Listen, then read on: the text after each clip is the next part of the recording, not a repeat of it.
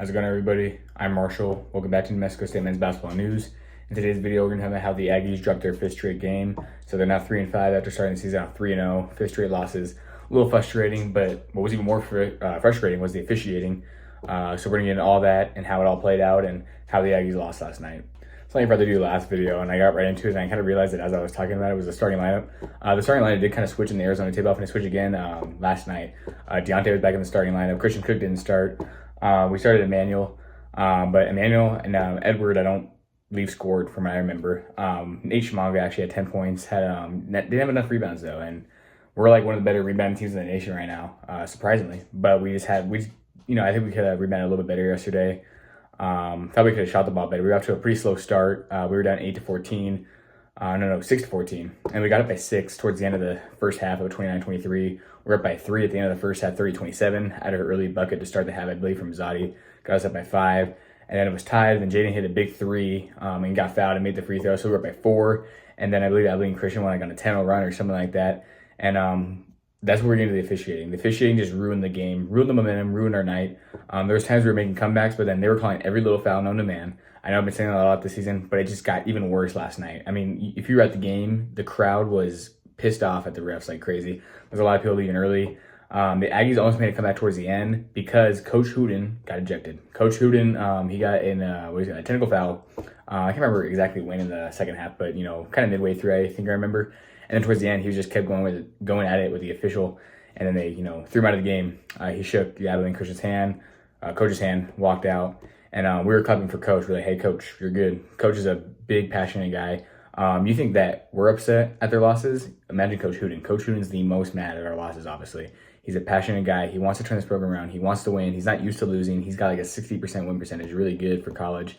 Did a lot of great things at San Jose State. Just hasn't had the same success so far in New Mexico State. But also, obviously, he's rebuilding a program. And I've been telling my friends that he's definitely got the hardest job in all of sports, coming to coaching-wise. I mean, it's rare you see a coach have to rebuild a whole program. You see it in professional sports, but I mean, they're professional athletes. It happens all the time. A lot of teams do that. It's pretty rare in college sports you see it. Obviously my name is Marshall. You guys see the movie, We Are Marshall. That's a prime example of it. They had a plane crash back in the 70s for their football team, had to rebuild a program, and it took I think it was like 12, 13 years for them to finally have a winning year. Hopefully that's not how it is for us. I'm pretty sure I'll have a winning year this year or next year. I still believe in this team. A lot of people are giving a lot of faith, which I kind of understand, but I kind of don't. Once we were 3-0, everyone was, high, and I was high too. I was not high as in, you know what I mean, but we were like high hopes, high faith and everything. And we're how good this team is and how good they're going to be. Now we've lost 5 in a row and everyone's giving up. It's like, come on, dude, it's still really early. I feel like you got to wait till conference play. A lot of teams in our conference are actually looking really good, but you never know until conference play how good they're actually going to be. I've seen teams start off really good and start playing bad in conference, and I've seen vice versa. I'm a big Blazers fan. I remember back in 2015-16, we started the year off like 8-12, and then there was a point where I can't remember. We were like almost 10 games below 500. We ended up, being 44-38 the year, making the playoffs, get to the second round, almost beat the Warriors in the second round. It's all about how you finish, not how you start. Again, our football team, the last 2 years. First year I was here, they started off 0-4, 1-5. We're not looking good. Luckily, they're only getting like 2 or 3 wins like they usually do. They ended up getting a bowl game. And the year after that, they started off the year 2-3 with a horrible loss to Hawaii, and they were looking worse than the year before. And they ended up being 10-5, one of the best teams we've ever seen in our history of football. And in my opinion, it was probably our best team, I would say. My biggest point is just don't give up on this team. Please come, to watch them play. I mean, I know I'm not on the team. The way I'm talking is you would think I'm on the team or something. I just really enjoy watching them play. I love watching Coach Hooten, do his thing. He's just so passionate. And, he got emotional with the game. I don't think he should have got thrown out. I mean, the officiating was horrible. It was really bad. If you're at the game, you saw how bad it was. I even saw one of the refs walk back, and he was, smirking at the other, Abilene Christian. I was like, do you have, money on the game or something?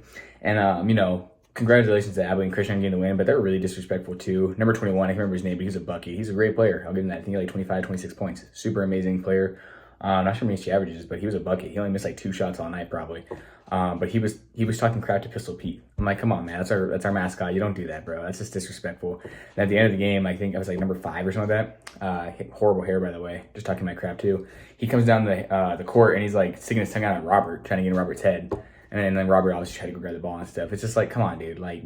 It's so stupid. And I'm just hoping that this game, and I've said this the past couple of games, I'm hoping that this game sets a fire in the Aggies. I'm hoping, with Coach Hooten getting ejected, because they played really hard at the end. They're done by 14 with a minute and a half left. Came down, cut to 7 with a big 3 from Zadi. Lost by 8, 70-78. So we put up a good amount of points. We just, our defense honestly wasn't that bad. It was just how many fouls they were calling. Yes, some of them were fouls, but a lot of them weren't. And then we weren't getting the same calls. And then Abilene Christian was getting really lucky with some of their shots that they were making, and we weren't getting the same luck. Like, obviously, all the guys on the team for both teams are skilled. They're skilled enough to be Division I best players. I'll give them that. But they were hitting some lucky shots that we're playing great defense on, that they shot like right at the end of the shot clock, somehow made it. And then us, we had some shots that should have went in. Like Deontay missed he missed a layup, he missed a three, just in and out. It's just so unlucky. And so it's so frustrating. And with a guy that plays basketball, I just got done playing basketball right now. I know how frustrating it is when you're working hard and you're not making shots. It's the most frustrating thing ever. You're like, I've been playing basketball for so long. Why aren't these shots going in? I'm doing everything in my power. I'm doing my best, and they just don't fall.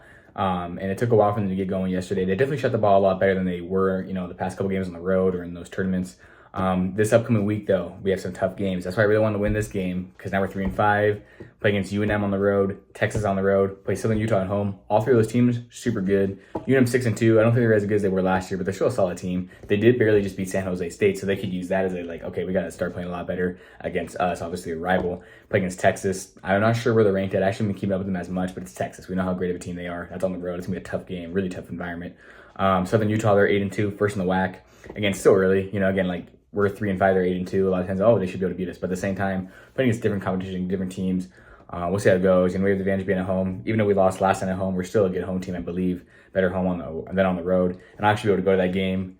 And JT Langston plays for them. He averages like 6 points a game. He actually played at ELAC. If you guys have watched the Last Chance U documentary for basketball on Netflix, you might recognize him. He'll be there. I'm going to try to scream his name, maybe get in his head or something, because I actually know who he is. He doesn't know who I am, obviously. I'm a nobody. But, I'm going to talk my crap regardless, because why not? Last night after the game, the officials were hearing it. I don't know if I mentioned earlier, but my friends and I, we were just talking crap to them. As they were walking out, we were telling them how bad they are and how they should never ref a game. And it's funny, there's these girls, we were screaming at the top of our lungs. I almost lost my voice. I think they were scared. I was like, my bad, y'all. We're just trying to scream at these guys.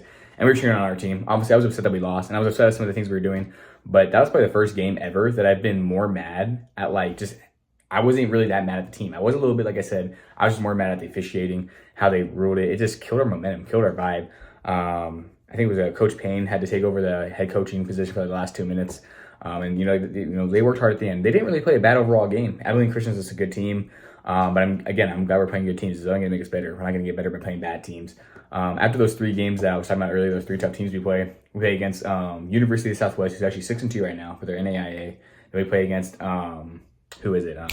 Northern New Mexico after that, who are 2-13. Should be able to beat both those teams. We beat Southwest last year by 35. We were on pace to beat them by a lot more. We obviously started putting our bench in. We were still playing well. Got that big win.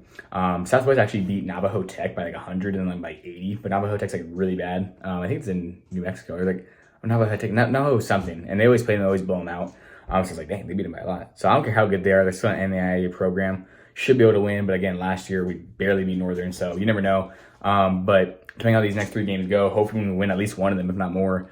But hopefully we can end off conference play with those 2 big wins against non-D1 opponents.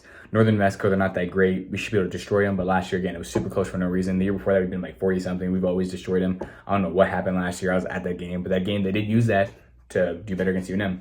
So hopefully we can use, we didn't lose that game. We obviously won it, but we didn't play great. We used it to play a lot better against UNM. Like I always say, that Northern game felt like a loss, but we won. The UNM game felt like a win, but we lost.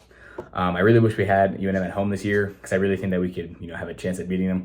On the road, it's going to be tough. But again, UNM's not as great as they were last year, and I think we're slightly better, even though we're not off to the greatest start. We were 3-5 at this time last year as well, and winning our 9th game, so maybe win our 9th game this year.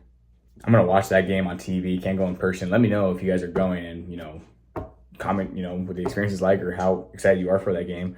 And then, these games coming up really going to be tough games, but hey, if we can win at least one of them or more, that's going to give me a lot more confidence. I think it's going to give a lot of people confidence.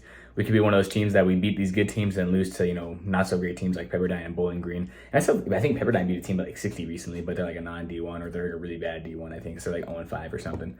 I think they might have been D1 school actually. I can't remember the top of my head. I just remember seeing the score on the bottom. I think they beat them by 60. And I'm pretty sure it was for men's basketball, because it was showing the other men's basketball scores. Unless it changed the women's basketball, I just didn't notice it. Overall, that's all I really had to say for the game. If you had the game, you understood it. Rob, he got to a slow start. He started 0-for-4, but finished with 13-5. Zadi had 12 points, put together a pretty good second half. Christian Cook, Peter Pilipovich, Nate Shimanga all had 10 points to round out the double-digit scoring for us. I think Jaden Harris had 9. We had some other guys. Peter had a great start. Like I said, he started off great. I was hoping he would have been a little bit longer, but he's still coming off that little injury he had. So we have a skill team. We have a more skill team than last year. I just don't want to finish with a worse record. I feel like we should definitely be going up. I would hate to go down. But again, once conference starts, I mean, those other teams are getting better too. You know, we're improving, but there's a lot of other teams that are improving as well. I'm just hoping we still finish this year out with a winning record, and it's still super early, so please don't give up on the team. If we start with like 0-2 or 0-3 in conference play, then that's when I'm like, okay, I can understand that. But, you know, it's still super early. I still believe in this team. You guys should too. It's actually funny. I text Coach Hood on Instagram. I know he's probably not going to see it, but I just text him, hey, I believe in you guys. Good luck with the rest of the season. You shouldn't have got thrown out of the game. That was bad officiating. I've been saying that word so many times, I'm mixing it up. But he's probably not going to get back to me. I texted him last night. He doesn't get back, but it makes sense, obviously. Like, you know, but if he does, that'd be awesome because he knows who I am. So, but just again, please hang in there, guys. I know it's frustrating. We want to see our team win all the time, but that's just not how it works a lot of times. You know, our Aggie football team wasn't great. The Blazers, my favorite team, aren't great. Hey, but our women's sports at MSU, killing it. Did really good in soccer and volleyball this year. Looking forward to have a good softball year, and who knows, maybe our baseball team will be good too. We'll see. And I still think our basketball team has a chance to be successful and raise some eyes. Again, I don't think everything else to say. If I forgot anything about the game, please let me know. I'd be, you know, happy to listen to it and, you know, maybe add into a future video. And maybe I'll probably be more detailed with the UNM game too. It's always frustrating with losses. It's so much easier to make these videos when we win. I can talk about all the good things we've done. When we lose, it's really frustrating to make these videos. But at the same time, that defines the, you know, good reporters, I guess you could say. Like, you know, like this guy named Nick, he covered a football team this year. We were 3-9. He did a great job covering them. It's so hard to cover a bad team like that. Like last year, it was super easy to cover the Aggie football team because they're 10-5. That's super easy to cover. Like, oh my gosh, they're just amazing. So I'm trying to, you know, make sure I get better at actually covering when we lose games, and touch on both sides, touch on the good things and bad things. Because every game, whether you win or lose, there's always gonna be good and bad things. Every game, it doesn't matter if you get blown out. It's a close game. You know, a game where you know wasn't close, but it wasn't, you know, a blowout. Whatever it may be. That's just how it is. Really appreciate you guys for watching this video. Have a great week. Let's hope that we beat the Lobos, and I'm out.